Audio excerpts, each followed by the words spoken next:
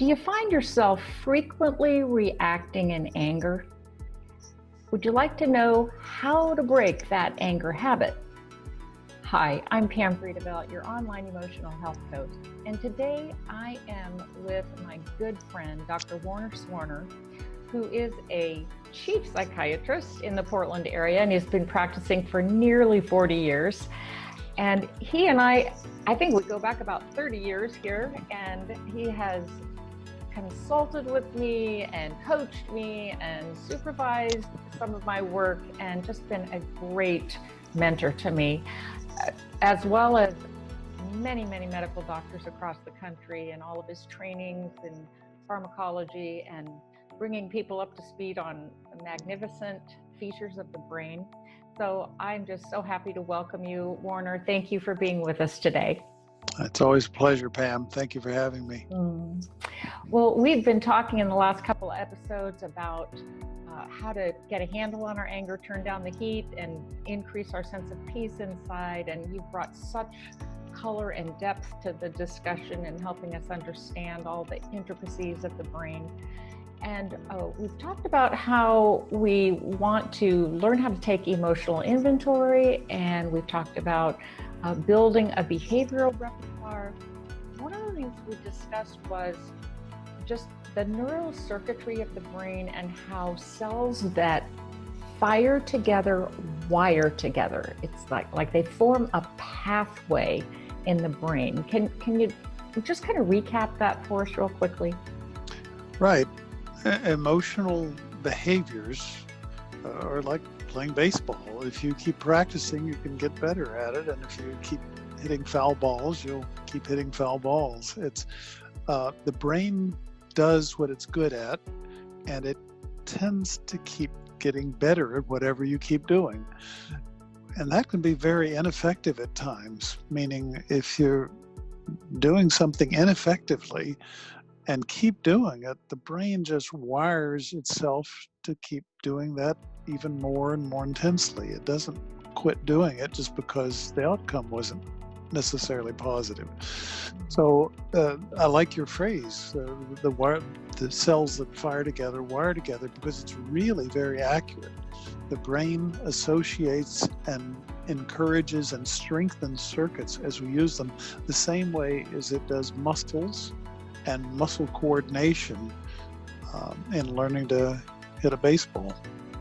So every time we practice, without even intentionally practicing, blowing up or getting angry, yelling at our kids, getting frustrated about different situations, we're actually practicing a behavior that creates those firings in the brain and deeper neural pathways. Is that accurate?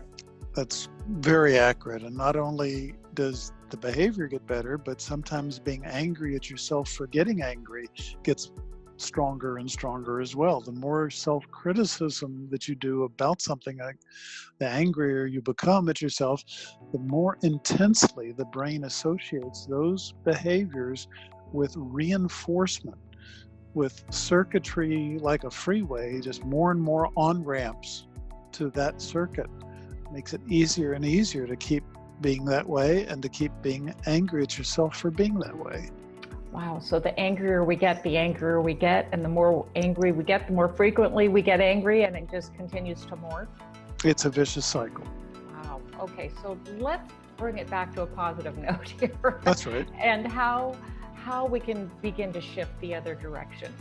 One of the wonderful things that I love about the brain science research in the last 10 years is that we know that there are new neurons being formed in our brain all the time until we die. Is that accurate? That's right. Is that right? In most areas, unless something's going wrong. I see. It's some kind of a degenerative disease of some sort. Unfortunately, yes. Yeah. But if we've learned anger as a behavior, we can unlearn it, or we can learn new behaviors that take the place. I think that's more accurate. What we can do is reinforce and encourage, I call it rehearsing, and strengthening other pathways, which gives your brain better alternatives, something else to do. So let's break that down. Let's make it real simple and plain for everyday life. What would some of those practices be that would help us rewire the brain a different and more constructive way? Well, the best laid plans of mice and men often go astray. So no matter how well you plan to do something better when this angry situation arises, it's going to get derailed. But nevertheless, you can teach yourself to mentally stay a course, to go in a positive direction, to focus on what it is you're really trying to accomplish, to set realistic goals of what you want to get changed, and come up with novel and more efficient behaviors to accomplish that. I think of an idea I saw once in a book. I forgot exactly which one, but actually painting on the child's mirror in their bathroom what it is you wanted them to do is literally going in and painting, put your clothes in the hamper on the mirror, or putting a sign on her husband's shaving cream, pasting a sign on there that they please empty the garbage today, or something novel, a different approach. That isn't necessarily rehearsing it, but it is a good place to start sometimes, is to try something different. And by introducing more positive ideas, your brain associates with this angry need to change something, usually more creative elements that the brain likes to be fed that kind of juice. It likes to be rewarded in saying, "Oh, something novel here is going to happen." That's right, because anytime you try new creative things, that actually improves the brain chemistry, doesn't it? And emotion both. Most brains enjoy novelty. Yeah. There's some that like things exactly the same way time after time, and they're in a rut. But most brains like a little bit of novelty. Yeah. So it's kind of exercising those different pathways intentionally.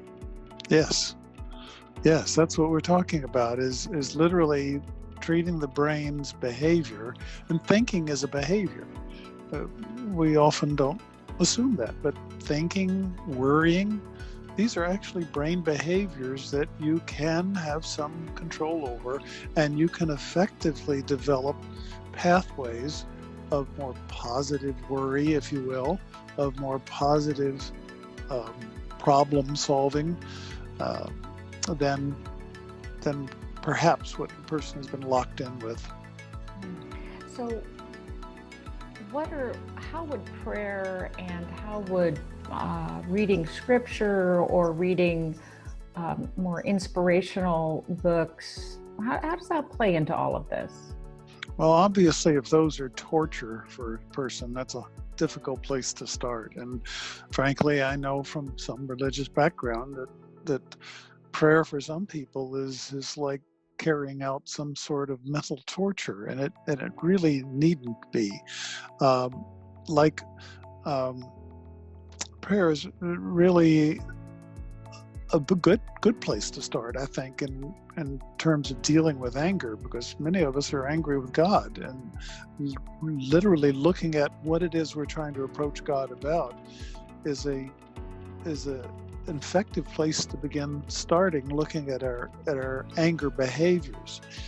And I've learned, just personal experience, that sometimes when I really can emphasize the positives with God, I'm going to get farther in my prayer life than when I sit there with a list of, I need you to fix this, I need you to fix this, I wish you could fix this, and I finished the wish list, and I really haven't gotten anywhere. But when I really begin telling God what a good job He has actually done in my life, looking back, and it really puts things on a more positive note. And I think the same thing here in regards to dealing with anger.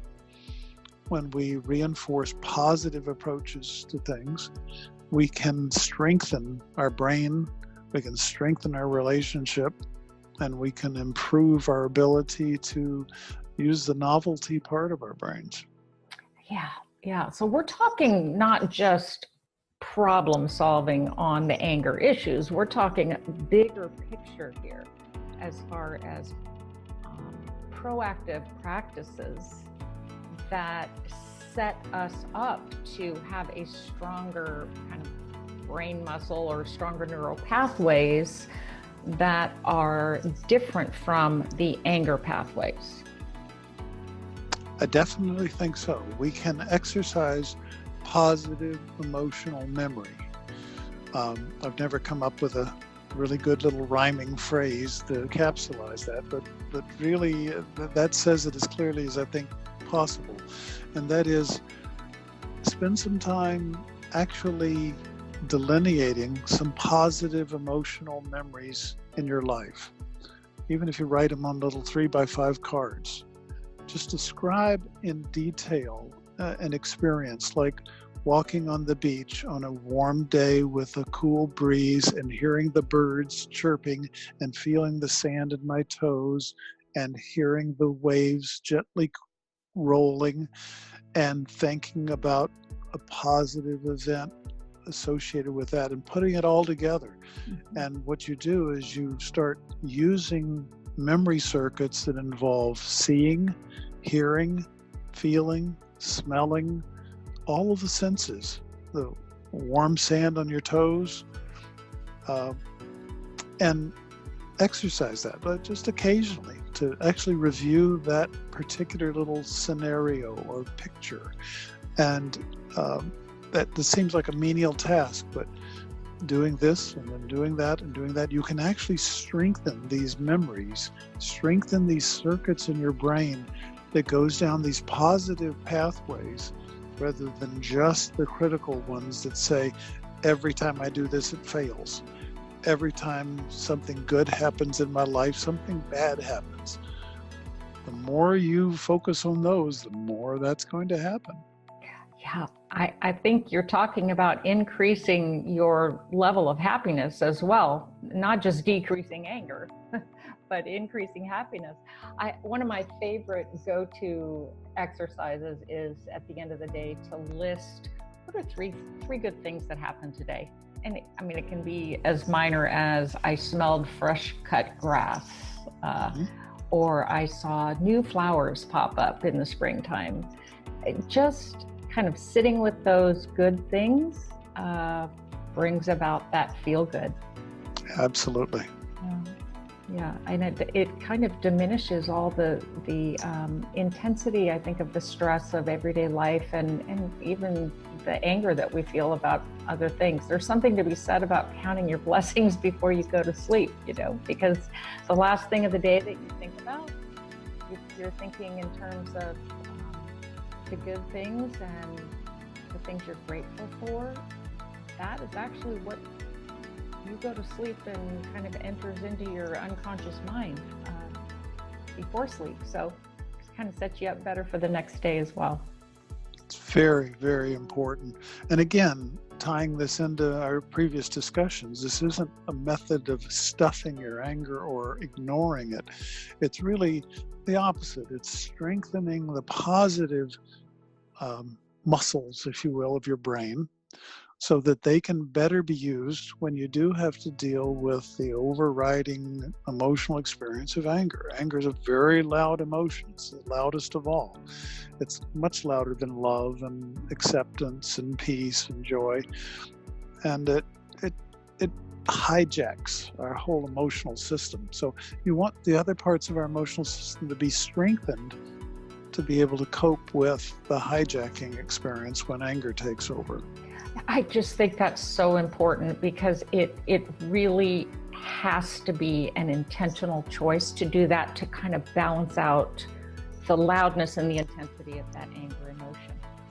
And if we don't, it just kind of keeps overpowering all the other feelings in our life. So I really appreciate that perspective. Do you have anything else you'd like to leave our viewers with today before we close? Well, again, I think this is such a I hate to say enjoyable. It's not enjoyable to talk about anger or to refresh our thoughts about it. But it is, to me, one of the areas of our emotional, behavioral lives that we have to acknowledge the power in our brain of anger and how loud it is. And if we approach it with this type of positive attitude, that I can understand the emotions of my anger, I can understand that I have these memories and experiences of anger, and then if we can break our behavior down in terms of reactive and rehearsed and ruminative, or our thinking, and realize that I can really do something about my thinking as well as not punching somebody in the face, then I think this makes this part of our mental health and just our daily living much more approachable. Yeah, I'm with you on that. Thank you so much, Warner, for joining us today and for just enlightening us once again about some of the positive steps that we can take to manage our anger. If you haven't yet checked out the other videos that are in this series, please do so. Go on over to my YouTube channel and subscribe, and that way we'll be able to send you the next ones that are released right when they're released. And over at pamvredevelt.com, we have a new gift for you. It's a infographic that shows you and illustrates how the brain and anger look and how anger actually works in the brain. So thank you for joining us today, and we look forward, Dr. Swarner and I, to seeing you again very soon. Take good care.